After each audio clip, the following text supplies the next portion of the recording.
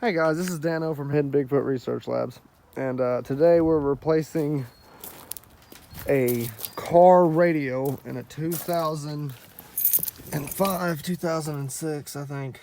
Pretty sure, yeah, 2006 Dodge Stratus.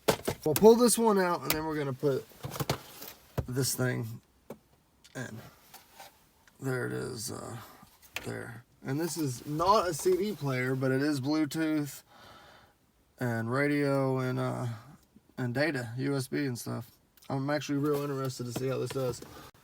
All right, guys, always get the speed clip.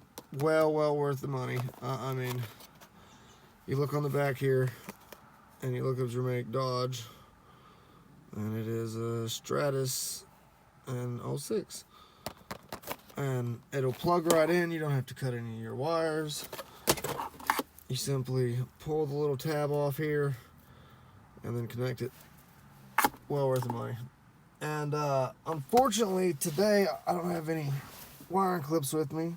This is a close friend, so I'm just gonna use electrical tape. Normally on a actual professional job, or if there was a system involved with a lot of vibrations, I would put in actual connectors. If she ever has a problem with it, I'll fix it. I'll make sure and put connectors in. Also got the install kit right here. Well worth the money. And they also picked up the antenna adapter. Now, you don't always need that. I won't know until I get it out. But it'll go in right there. The speed clip out. And I went through the wires real quick and got them kind of roughly organized.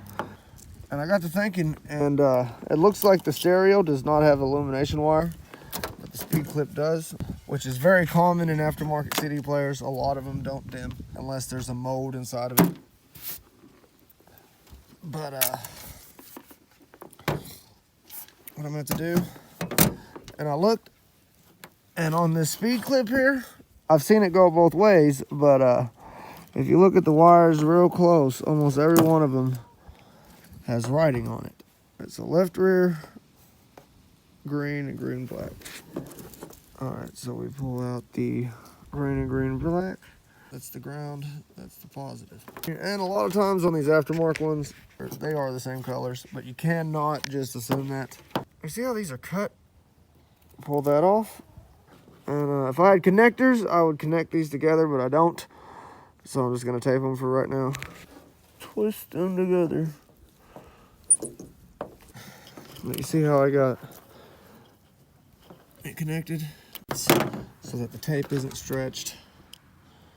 I'm going real good and tight with it, sealing it on both ends. But I'm gonna go finish this up without the camera.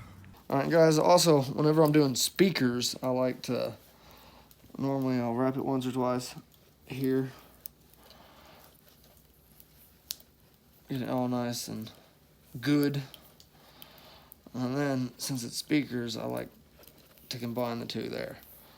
And that keeps them kind of organized and kind of paired together. And try not to twist your wires while you do it. Alright guys, I got all these wires taped up, ready to go. And I wanted to show you, this one would be if you had an amp, it turns the amp off and on, which is also this one. I'm just not going to waste my tape. And this is the power antenna. There is no power antenna. And this is the illumination lights, which isn't in this wiring plug. So I'm just gonna clip the ends off where they're not gonna arc out on anything. Probably put a little piece of tape, and the wiring harness is done. But I got the stereo install kit for the dash kit. And remember, it's a 2006 Dodge Stratus. Look on the back real fast. Go to Stratus, look at the year. It works. To pull this out, I did this a second ago. Carefully pop the panel off real easy. And I'm just gonna suspend it. I'm gonna try not to unhook anything but the radio. See, it just kind of wiggled out the way. And then look, there's a Phillips, and then the radio will slide out. Alright, take out your 4 screws real quick.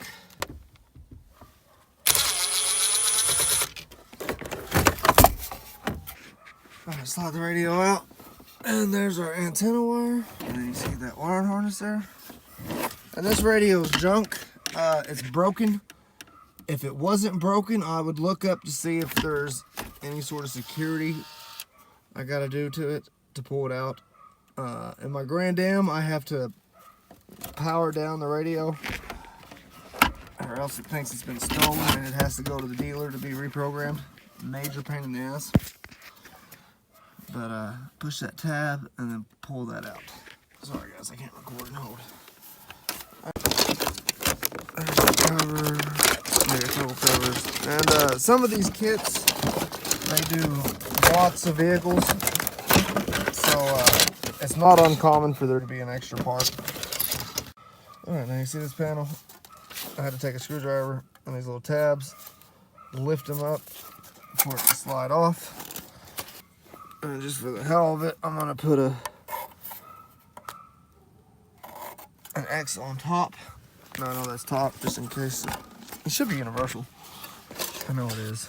But still, I did it. Okay, see, I got it all the way in, all the way down. And now I'm going to take my screwdriver and I'm going to pry that tab and that tab out. Okay, now see, I got the tabs bent out on both sides. And see, now this thing is solid. And when I slip this stereo in, it'll lock in. I am going to need the antenna adapter, which is right there.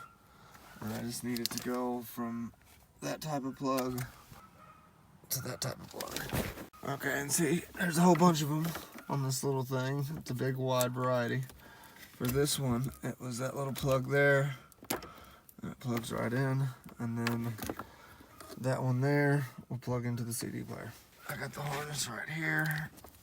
It'll clip on there. Make sure and pull out the yellow tab to whichever one fits. I went ahead and mounted it. Put the 4 screws back in. I'm gonna snap that on real quick.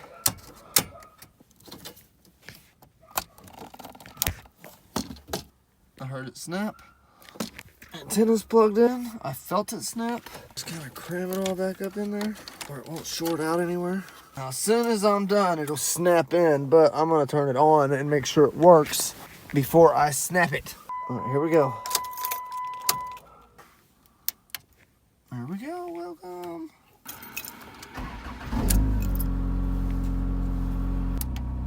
There's a rock station. All right, now we're done. It's all clicked together, it's all put together. All right, guys, thanks for watching, and please subscribe and check out my other videos. Later, guys.